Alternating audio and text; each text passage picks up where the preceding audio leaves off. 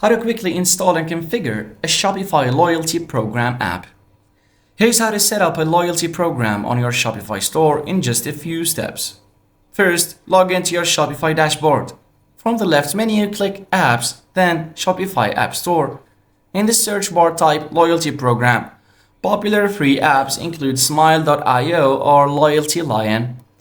Click on the one you prefer and then hit Add App and approve installation.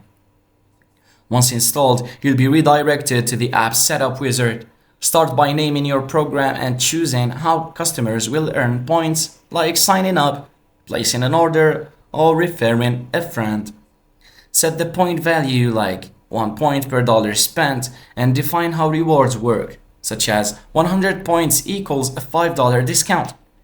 Next, customize the appearance to match your brand. Update colors, text, and placement of the loyalty widget on your storefront. Once everything is ready, click Activate Program or Go Live. Your loyalty program is now up and running. The customers can start earning rewards immediately. And that's it. Thanks for watching.